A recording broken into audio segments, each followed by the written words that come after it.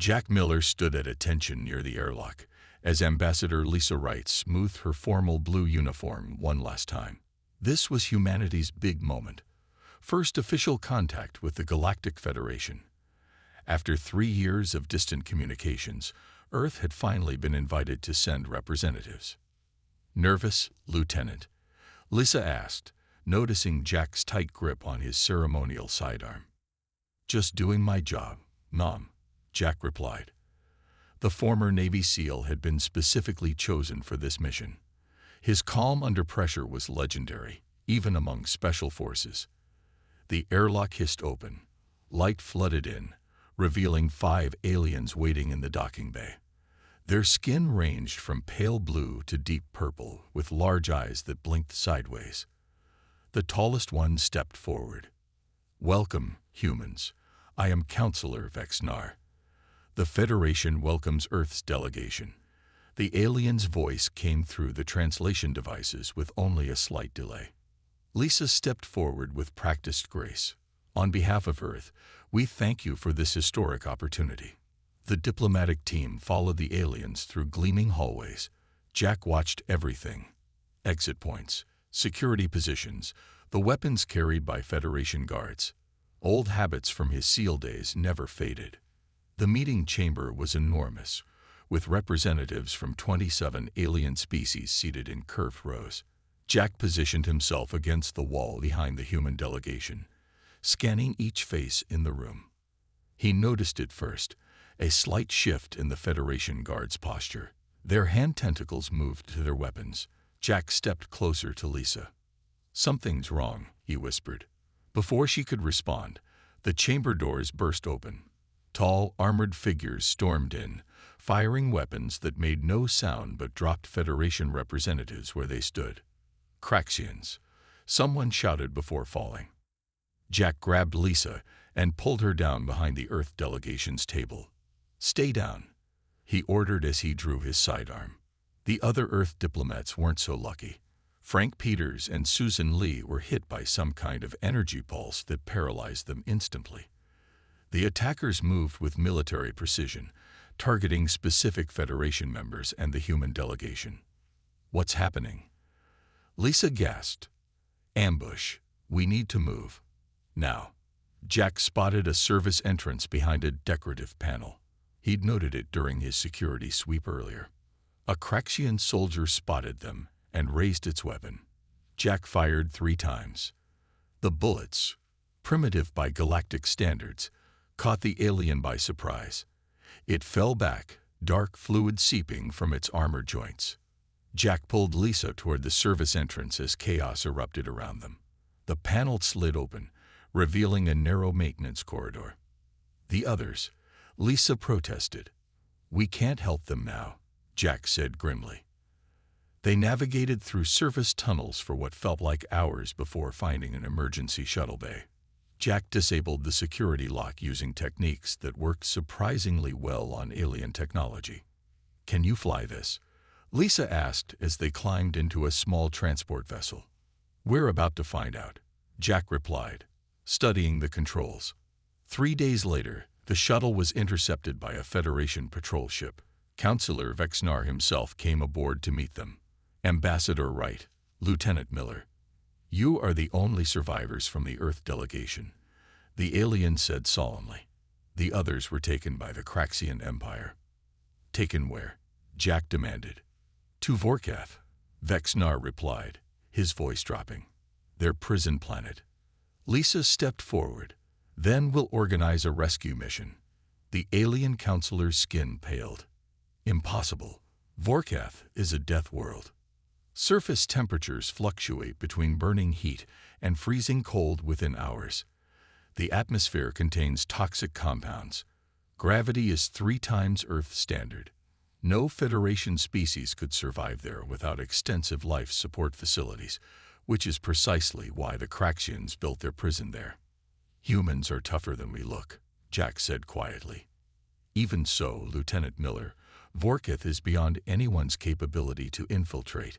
The Craxians chose it specifically because it's a natural fortress." Vexnar's translator conveyed his genuine regret. "I am truly sorry. but your colleagues are lost to us." Later, alone in their quarters aboard the Federation vessel, Lisa looked at Jack with determination. "We can't abandon them." Jack nodded slowly, his mind already working. The counselor said no Federation species could survive there. But humans, we evolved on a world that forced us to adapt to everything from Arctic cold to desert heat. "What are you saying?" "I'm saying," Jack replied, "that I know some people who specialize in impossible missions. People who train for the worst conditions imaginable." He activated his emergency communication device. "I need to contact Earth. It's time to assemble a team." Colonel Sam Harris stood in the dimly lit underground briefing room at Fort Bragg. 4 men and women sat before him, each with the quiet confidence that came from years of elite military service. He had picked them personally from different special forces units across the globe. "You've all signed more papers than usual," Sam said, his voice cutting through the silence. "What I'm about to tell you isn't known to the public. 6 days ago, Earth's first diplomatic mission to the Galactic Federation was attacked. Most of our people were taken." He tapped a button, and an image of a dark, forbidding planet appeared on the wall screen. "This is Vorkath. It's where they're being held. And this is why I've called you here." Kate Russell leaned forward, her eyes sharp. The Delta Force veteran had served 3 tours in the most hostile environments on Earth. "What are we looking at, sir?" she asked. "Hell," Sam replied simply. "Surface temperatures swing from 500 degrees Fahrenheit during the day to -200 at night. Gravity 3 times Earth normal. Atmosphere full of gases that would kill most species in minutes. The aliens call it a death world." Steve Carter, a Marine raider with over 20 combat deployments, crossed his arms. "And our people are there." Sam nodded. "The Federation says rescue is impossible. No known species can function in those conditions." A small smile crossed the face of Alan Pierce, the British SAS operator. "But they haven't met us yet, have they?" "Exactly," Sam said. "Humans evolved on a planet that forced us to adapt to everything from deserts to Arctic conditions. We're the only species in the known galaxy that voluntarily climbs mountains for fun or swims in frozen lakes. What they consider impossible, we call Tuesday." Natalie Grant, who had transferred from Russian Spetsnaz to join international operations, studied the planet data scrolling across her tablet. "Even for us, this is beyond normal human limits." "That's why we have these," Sam said, walking to a wall that slid open to reveal 5 sleek suits of armor. They looked deceptively simple, more like wetsuit material than heavy protection. "Project Phoenix, the most advanced survival armor ever created. It looks minimal, and that's intentional. Alien sensors will have trouble detecting its capabilities. The outer layer adapts to extreme temperatures. The muscle support system helps compensate for high gravity. The filtering system lets you breathe where no one should be able to." Jack Miller, the SEAL who had escaped with Ambassador Wright, stepped from the shadows. "I've seen what these Kraxians can do," he said. "Their weapons are advanced, but they rely on technology for everything. They've never faced anyone who could function in their prison world's conditions without massive support systems." Sam nodded. "We have one advantage they don't expect: human adaptability. No Kraxian would ever consider entering those conditions with such minimal protection. They won't be looking for what they believe is impossible." He pulled up images of the 5 diplomats who had been taken. "Our mission is to get these people out. We'll be deploying via the U.S. Defiance, our newest stealth vessel. It will drop us in orbit and then retreat to a safe distance." Kate looked at the suits again. "The armor is impressive, but has it been tested in these conditions?" "Not exactly," Sam admitted. "Lab simulations suggest it will work, but no one has actually used it in an environment like Vorkath." Steve stood and walked to the display. "So we're heading to a planet no one can survive on, with experimental gear, against an alien military force, to rescue people who might already be dead." Sam met his gaze. "That's correct." Steve grinned, Just making sure I understood the mission parameters, sir. We leave in 12 hours, Sam said. Captain Daniel Ward will join us as communications specialist. The Federation thinks this mission is suicide. The President has authorized it anyway. Alan Pierce tapped his fingers on the table. Sir, if we pull this off, what message does it send to the galaxy? Sam's face hardened. That humanity doesn't abandon its people, and that what other species consider impossible, we consider a challenge. Natalie stood and looked at the planet image once more. So we're going to show these aliens what humans are really capable of. Exactly, Sam replied. Welcome to Operation Impossible. The U.S. Defiance slipped through space like a ghost, its stealth systems making it nearly invisible to Craxian sensors. Inside the ship's drop bay, the 5-person team made final checks on their exo-armor. 90 seconds to drop, announced Captain Daniel Ward as he adjusted his communications equipment. The young officer had never seen combat, but his skills with alien technology were unmatched. Colonel Sam Harris looked at his team. Remember, our drop pod is designed to look like space debris.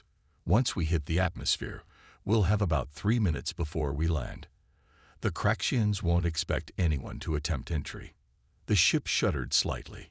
Entering Vorkath's outer orbit, the ship's AI reported. Deploying drop pod in 30 seconds. Kate Russell checked Steve Carter's oxygen seals one last time.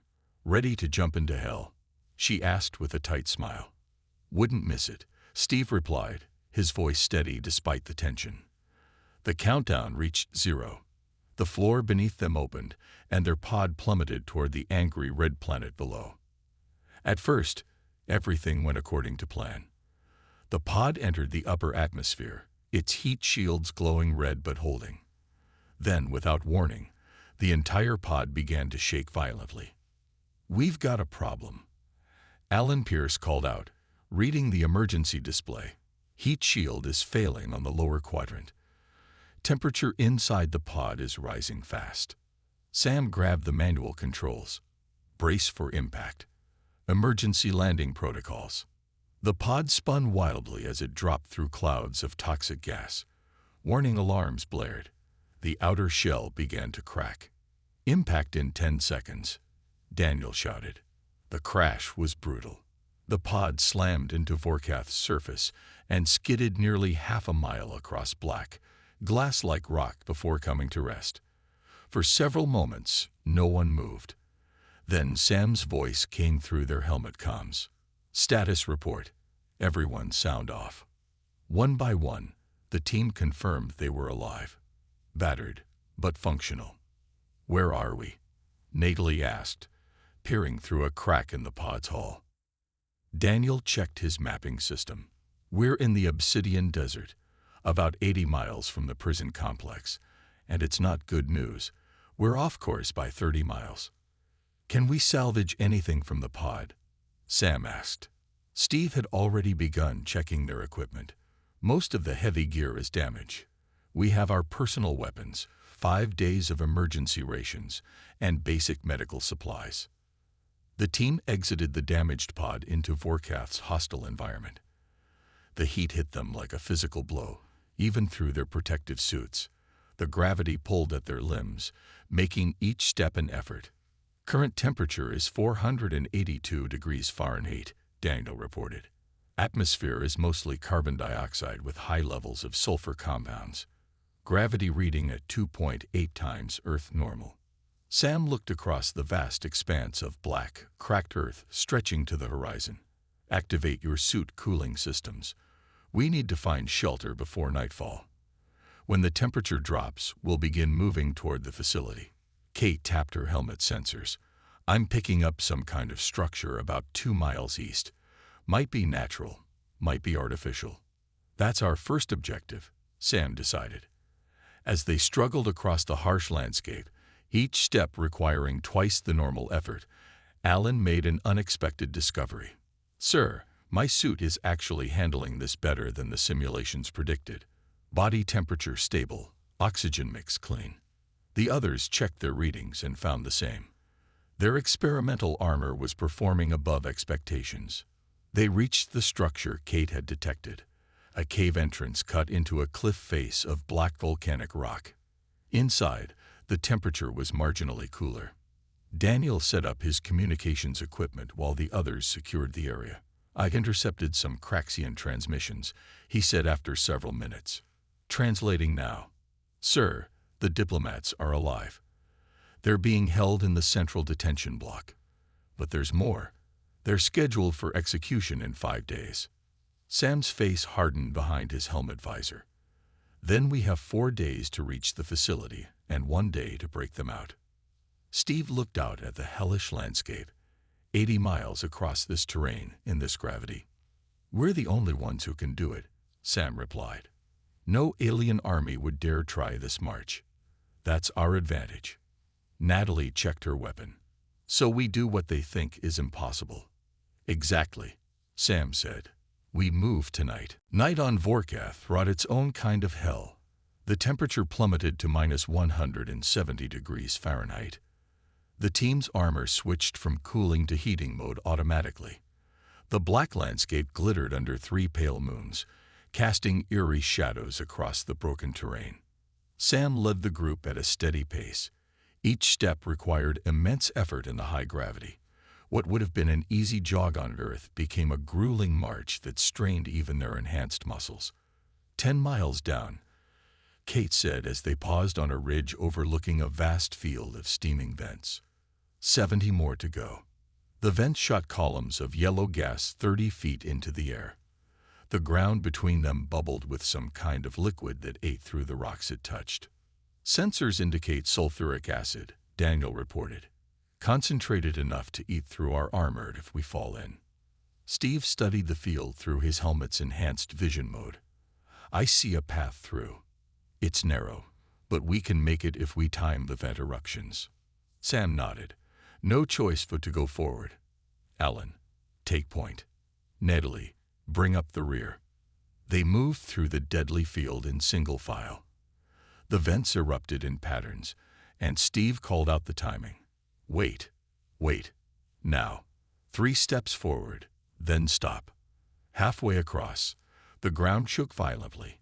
A tremor rippled through the field, causing vents to erupt out of sequence.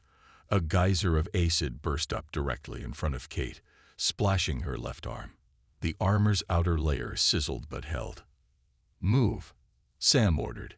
"Get to solid ground." They sprinted the remaining distance, each person fighting against Vorkath's crushing gravity. They made it to the other side just as dozens of vents erupted behind them, filling the air with toxic gas. "Armor status," Sam demanded once they were clear. Kate checked her damaged sleeve. Outer layer compromised, but middle and inner layers intact. Self-repair system engaging. Before their eyes, the damaged section of her suit began to seal itself. The nanotechnology in the fabric reconnected broken fibers and restored the protective barrier. "That's impressive," Alan muttered. They continued through the night, covering another 15 miles before dawn broke. The rising sun brought temperatures climbing rapidly back toward 500 degrees. They took shelter beneath an overhang of rock as the heat became unbearable outside. "I've been monitoring Craxian communications," Daniel said as they rested. "There's increased activity at the prison. Something's got them concerned." "Have they found our landing site?" Sam asked. Daniel shook his head. "I don't think so. The chatter suggests they found something during a routine patrol, but they're dismissing it. They keep saying no species could survive exposure here and must be sensor malfunction." Steve gave a tired smile. "They have no idea we're coming." "That's our advantage," Sam said. "We need to use it while we can." As afternoon approached, they spotted a Craxian transport moving across a dried lake bed about a mile away. Kate studied it through her scope. "Supply run, looks like. Minimal security. They're not expecting trouble out here." Sam considered for a moment. "We need intel about the facility, and that transport might get us there faster than walking."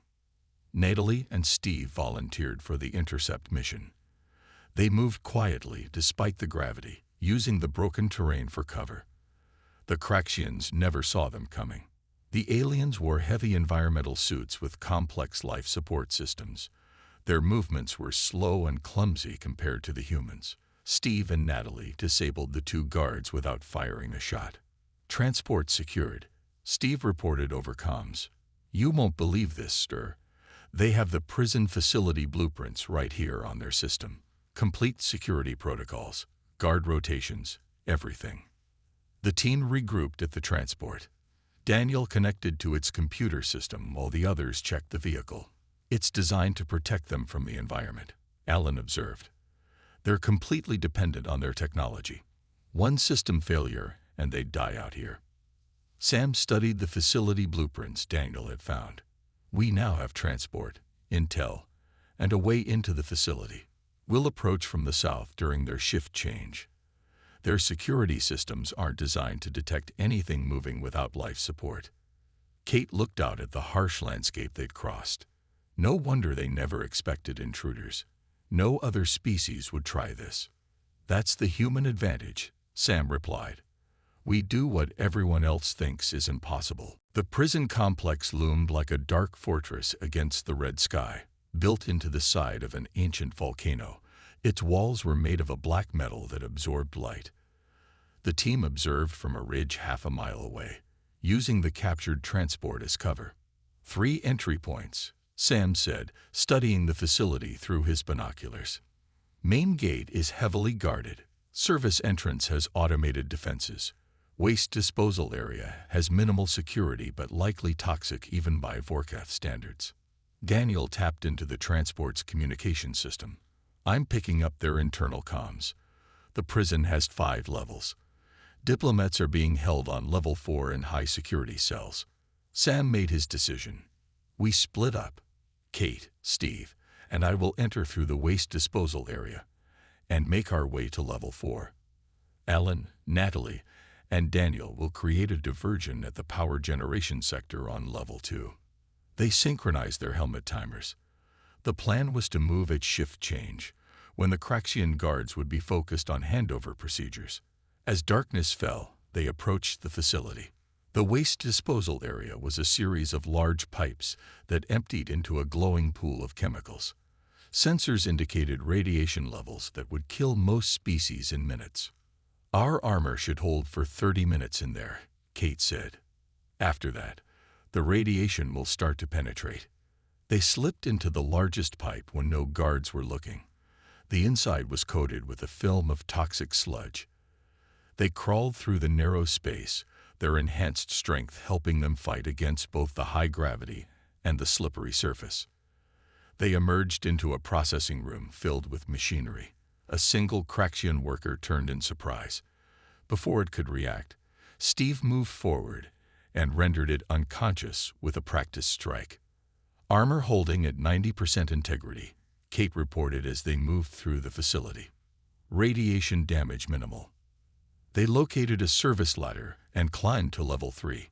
Meanwhile, Alan's team had reached the power generation sector. "In position," Alan reported over comms. "Ready on your mark." Sam checked his weapon. "Execute in 3, 2, 1, now." On level 2, Alan's team planted small explosive devices on the cooling systems of the main generators. The resulting explosions weren't large, but they caused the power to flicker throughout the facility. Alarm sirens wailed.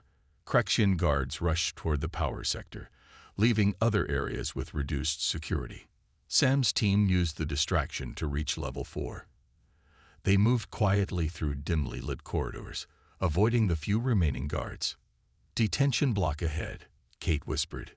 2 guards at the entrance. Steve readied his weapon. "I count 6 cells. Our people should be in the far end, based on the blueprints." They took down the guards silently and entered the detention area. The cells had transparent fronts, allowing them to see the prisoners inside. The human diplomats looked thin and weak, but alive. As they began opening the first cell, a voice spoke from behind them. "Fascinating. You actually made it here." They turned to find a tall Craxian wearing an elaborate environmental suit. Unlike the guards, this one had markings of high rank. "I am Chief Science Officer Zex Toril," the alien said. "When our sensors detected anomalies in the Obsidian Desert, I suspected something unusual. But even I did not believe any species could traverse the surface with such minimal protection." Sam raised his weapon, but Zex Toril raised a hand. "No need for that. I've been studying your kind, most intriguing physiology. So adaptable, so resilient. The other prisoners we bring here require extensive life support. But you humans." While the alien spoke, Daniel used the distraction to access a control panel on level 2. Through the security cameras, he made a disturbing discovery. "Sam," he reported over the private comm channel, "I found something. They've been experimenting on our people, testing human limits. There are files here about human adaptability studies." Zex Toril tilted his head. "Your communication devices are quite good, but not undetectable. Yes, we have been studying humans. Your species represents something unique in the galaxy, a potential threat to Craxian dominance." The alien pressed a button on his wrist. "And now I have 6 test subjects instead of 5. Security to level 4. Alarm klaxons blared throughout the facility. Sam looked at Kate and Steve, then at the weakened diplomats in the cells. "So much for the stealth approach," he said, activating his armor's combat systems. "Time for Plan B. Protocol Thunderstorm." Sam barked into his comm. It was their code for switching from stealth to full tactical assault. Steve stepped in front of Zex Toril and fired a short burst at the ceiling. The alien scientist stumbled back in surprise. Kate hit the diplomats. Sam ordered, "Steve, secure our exit. I'll deal with our friend here." Kate moved quickly to the cell controls. She released the locks on all 5 cells at once. The diplomatic team stumbled out, blinking in the harsh light. Ambassador Lisa Wright had a long scar down one side of her face, but her eyes lit up with recognition. "U.S. military?" she asked, her voice raspy from disuse. "Yes, Mom," Kate replied. "Special Forces. We're getting you out of here." Throughout the facility, alarms blared. Craxian security forces were mobilizing, but they moved slowly in their bulky environmental suits. Alan, Natalie, and Daniel had already begun their part of Protocol Thunderstorm, setting charges on critical systems throughout Level 2. Sam approached Zex Toril, who watched him with clinical interest despite the situation. "Your species continues to surprise me," the alien said. "No other race would attempt a rescue in these conditions." "That's your mistake," Sam replied. "Underestimating humans is never wise." The sound of weapons fire echoed from the corridor. Steve had engaged the first wave of security forces. His armor's combat systems were now fully activated, the outer layer hardening to provide better protection while maintaining flexibility. Kate distributed emergency oxygen masks to the diplomats. "These will help you breathe, but we still need to get you into protective suits." Ambassador Wright pointed to a storage room across the detention area. "They keep their environmental gear there. We've seen them suit up." Sam nodded to Kate. "Get them suited up." 5 minutes. Over the comm, Alan's voice came through with urgency. "Colonel, we've triggered the charges, but they've locked down all exit points. The facility is going into complete containment mode." Sam checked the blueprint on his helmet display. Every known exit would soon be sealed by massive security doors designed to withstand Vorkath's extreme conditions. Natalie's voice joined the channel. "I may have found something. There's a maintenance shaft on level 3 that leads to some kind of natural fissure in the mountain. It's not on the main blueprints, but I found it in their maintenance logs." "Why wouldn't it be secured?" Sam asked. "Because the logs show it leads to an active lava tube," Natalie replied. "Temperatures exceed 900 degrees Fahrenheit. Toxic gas levels are off the charts. They consider it a natural barrier. No living thing could survive passage." Steve ducked back into the detention area after setting up defensive positions in the corridor. "We've got maybe 10 minutes before they bring in heavy weapons." Sam made his decision. we'll take the lava tube. Daniel, download everything you can about human studies before you leave your position. We need to know what they've learned about us. Kate emerged from the storage room with the diplomats, now dressed in Craxian environmental suits. They moved awkwardly in the unfamiliar gear. The suits are designed for Craxian physiology, Kate explained. Not ideal, but they'll keep you alive. Ambassador Wright looked at Sam. You came across Vorkath's surface to rescue us. Yes, Mom, Sam replied. Turns out humans are tougher than the Craxians expected. They moved as a group toward the maintenance shaft Natalie had identified. When they reached it, even Sam hesitated. The narrow passage glowed red with heat, and noxious fumes wafted from its depths. Ellen checked his armor status. Our suits can handle the heat for maybe 15 minutes at full protection. After that, Sam looked at his team, then at the weakened diplomats in their bulky suits. Then we move fast. Steve helped the first diplomat into the shaft, just like training in Death Valley, right? Except, about 5 times worse. Sam activated his helmet comm one last time. All units proceed to extraction point through the lava tube. Emergency oxygen at maximum. Thermal protection at maximum. Move out. The team entered the glowing tunnel, leaving behind the alarms and chaos of the prison. Ahead lay a passage that the Craxians considered certain death, and their only hope of escape. The lava tube was a nightmare of heat and toxic fumes. The walls glowed red-hot in places, and the air shimmered.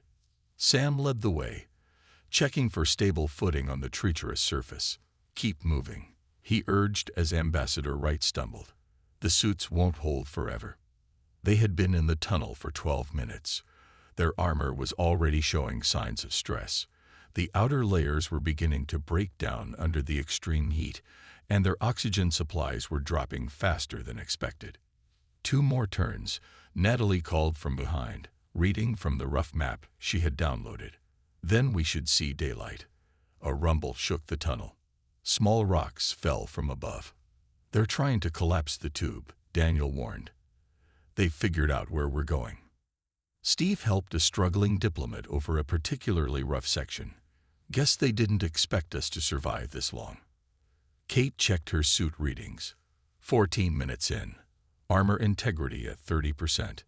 The team pushed forward, fighting against time, heat, and Vorkath's crushing gravity. Finally, they rounded the last bend, and a sliver of red daylight appeared ahead. There's the exit, Sam called. Move. They emerged onto a rocky slope 3 miles from the prison facility. The Craxians had expected the lava tube to kill any escapees, so there were no guards waiting. But in the distance, alarm sirens wailed, and they could see vehicles beginning to move in their direction. How far to the extraction point? Sam asked. Daniel checked his navigation system. 5 miles northeast. But we've got company coming. Fast. The diplomats were exhausted, barely able to stand in the high gravity despite the environmental suits. The team formed a protective circle around them as they began moving toward the extraction coordinates. U.S. Defiance, this is ground team. Sam transmitted on their emergency frequency. Package secured. Moving to extraction point. Hostiles in pursuit. For a long moment, there was no response. Then a familiar voice came through. Ground team, this is Defiance. We read you. Be advised, we are not alone. Stand by. The team crested a ridge and stopped in amazement. Hovering in the sky ahead was not just the U.S. Defiance, but a massive vessel nearly 10 times its size. It bore the insignia of the Galactic Federation. What the hell? Steve muttered. A Craxian pursuit vehicle appeared on the ridge behind them, its weapons powering up. Before it could fire, a beam of light shot from the Federation vessel, disabling it instantly. 3 smaller craft descended from the Federation ship, landing nearby. The lead craft opened, and Admiral Ben Foster stepped out, wearing a Federation-designed environmental suit. Colonel Harris, he called, get your people aboard quickly. Once inside the craft, with the diplomats safely secured, Sam turned to the Admiral. Sir, what's going on? How did the Federation know we were here? Admiral Foster smiled. Captain Ward's communication relays. They weren't just sending data to us. They were broadcasting everything to the Federation Council. He pointed to a screen showing footage of their journey across Vorkath's surface. The whole galaxy has been watching you cross a death world with minimal protection. Foster explained. No Federation species believed it was possible. You've changed everything. Later, aboard the Federation flagship, the team watched as medical staff treated the rescued diplomats. Ambassador Wright approached Sam, her face still showing signs of her ordeal. The Federation president wants to meet with Earth's leadership immediately, she said. Your mission has caused quite a stir. Admiral Foster nodded. The Craxians have dominated through fear for decades. No one could match their ability to operate in extreme environments, until now. What happens next? Kate asked. The Federation has offered Earth immediate full membership, Foster replied. And they want to establish a joint special operations training program. Sam looked at his team, their armor scorched and damaged but still functioning.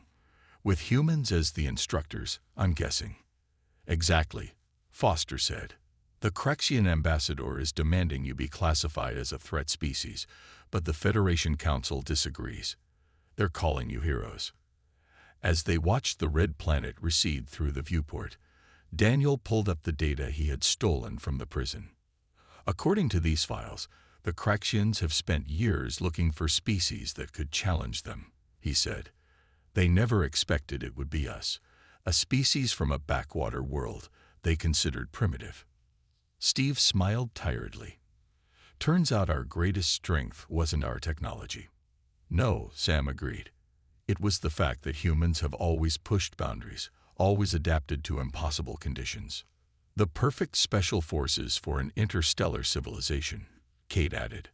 Outside the viewport, Earth's ships took formation alongside the Federation vessels, the beginning of a new alliance forged in the crucible of a mission that no alien army would have dared attempt. 6 months after the Vorkath mission, the United Earth Special Forces Training Academy opened its doors. Built in the harsh Rocky Mountains, it welcomed its first class of alien cadets from 12 different Federation species. Colonel Sam Harris, now General Harris, stood at the podium addressing the unusual gathering. You're here because your worlds believe you are the best they have to offer, he said to the assembled aliens. You're about to find out if that's true. Kate Russell, now a major, led the first training exercise. The alien cadets wore lightweight versions of the armor that had saved the team on Vorkath. Even with this technology, many struggled with what humans considered basic training. Again, Kate ordered as a tall, blue-skinned Meridian collapsed after only 2 miles of running in Earth's gravity. Your enemies won't wait while you catch your breath. In another section of the facility, Steve Carter worked with a group on survival techniques. They sat in a chamber where the temperature cycled from freezing to sweltering every 30 minutes. Adaptation is the key, Steve explained as the aliens shivered and sweated. Your bodies must learn to function regardless of external conditions. The most promising cadet was Zel Khan, a young Atarian whose species evolved on a world with unpredictable weather patterns. While not as adaptable as humans, his people came closest among Federation races. You understand something the others don't, Sam told him during an evaluation. Physical discomfort is mostly a mental barrier. Zelkan nodded. On my world, we have a saying. The storm is only as powerful as your fear of it. Meanwhile, on Earth's newly established Federation embassy, Ambassador Lisa Wright hosted Zex Toril. The Craxian scientist had defected after the Vorkath incident, bringing valuable intelligence. Your species continues to fascinate me, Zex Toril said, watching a live feed from the Academy. The Craxian High Command never believed your success on Vorkath could be replicated. Lisa studied the alien carefully. Though she still bore the scar from her imprisonment, she had agreed to this meeting. And what do you believe, Doctor? I believe the Craxians have underestimated humanity from the beginning, he replied. They still do. even as they prepare for possible conflict. On the other side of the planet, Alan Pierce supervised the installation of an early warning system designed to detect Craxian stealth ships. Federation technology combined with human ingenuity had created a defense network unlike any in the galaxy. "They're testing our borders," Alan reported during a secure video conference with Sam and the others. 3 incursions this month alone. Sam frowned. The Craxians aren't known for their patience. Sooner or later, they'll make a move. That move came sooner than expected. At the academy, training was interrupted by an emergency alert. Sam gathered the staff and senior cadets in the command center. "A Craxian battle group has entered the Arcturus system," he announced, pointing to a holographic display. "They've taken the Federation research station there and are holding the scientist hostage." Natalie, now in charge of special operations planning, pulled up the station schematics. It's built into an asteroid with internal gravity at 2 times Earth normal. Atmosphere is thin, temperatures near freezing. Daniel, who had remained with the team as their technology specialist, studied the data. "They're calling it a scientific expedition, but those are military ships." "It's a test," Sam said. "They want to see how the Federation responds now that Earth is a member." Zelkon stepped forward. "With respect, General, this seems like a mission for your human teams. Why show us this?" Sam looked at the alien cadet, then at his team. "Because the Federation needs to show unity. We're proposing a joint operation, the first of its kind. Human special forces working alongside the best the Federation has to offer." Kate looked skeptical. "Sir, no offense to the cadets, but they're not ready for a real combat mission." "Not all of them," Sam agreed, "but some have shown remarkable progress." He turned to Zelkon. "Including you." The alien stood straighter. "I would be honored to join such a mission." Sam nodded. "Good, because this is what we've been training for. The Craxians believe no one else can match their operational capabilities. It's time to prove them wrong, not just as humans, but as a united Federation." "When do we leave?" Steve asked. 12 hours, Sam replied. "This isn't forecast, but it won't be easy. Get the team ready." He looked at the assembled aliens and humans. "This mission will send a message to the entire galaxy.